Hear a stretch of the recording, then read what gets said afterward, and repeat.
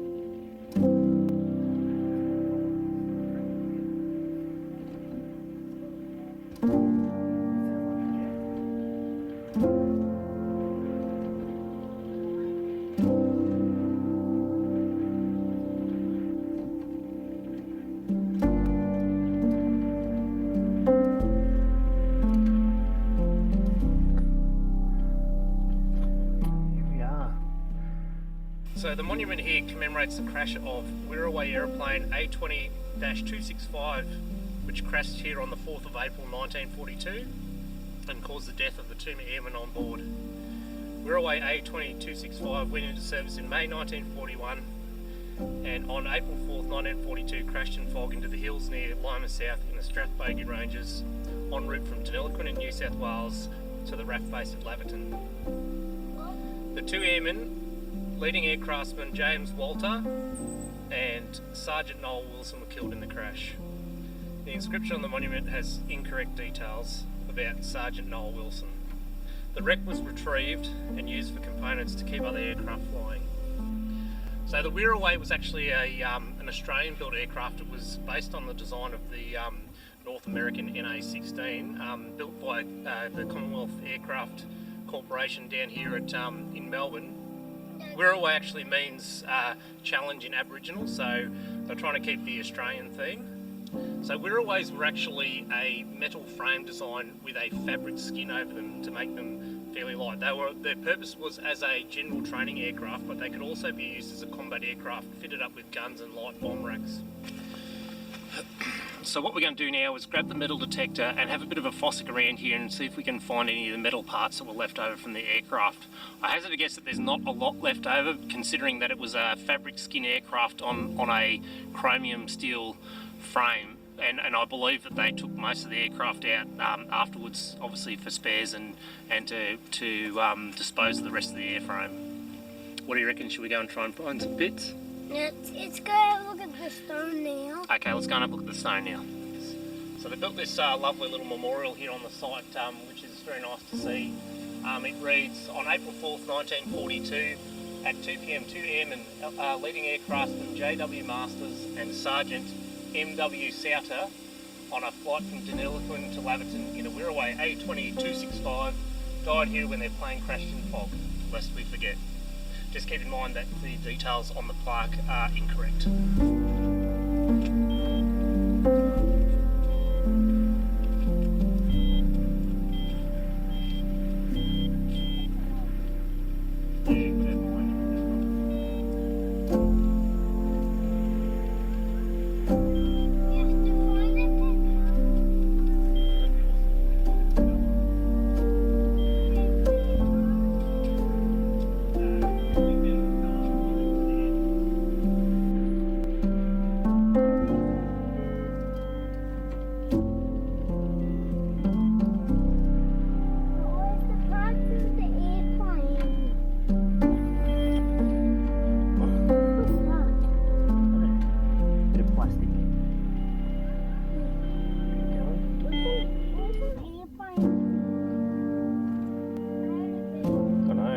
deep booping, isn't it?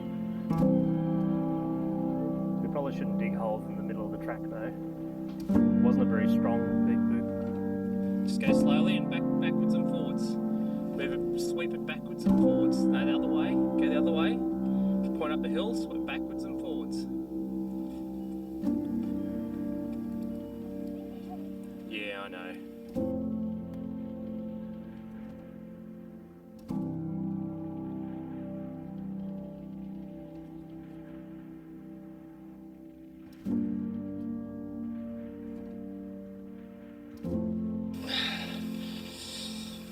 Got a little bit of a disclaimer, I am not a professional metal detector, so yeah, I don't particularly know what I'm doing, but I hope that this would have helped. Obviously they did a really good job of cleaning up the crash site. Well, unfortunately the search for aircraft parts was fairly fruitless.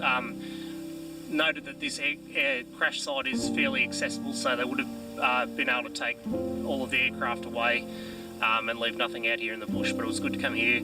Learn a little bit about these men and their story and be able to tell it to you guys. So Tom and I might head back to the truck now and we'll head off to Mansfield for lunch.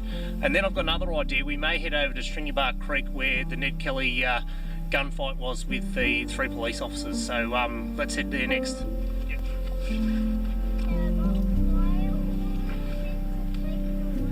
Because the Air Force took them back. Hold Daddy's hand. Why were they all talking back?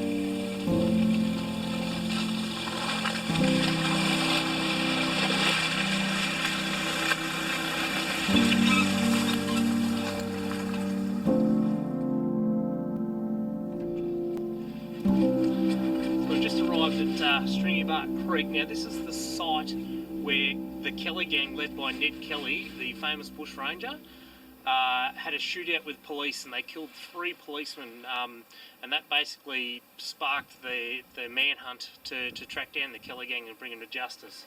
Alright, should we go on the big walk then? Give us. High five. Good job.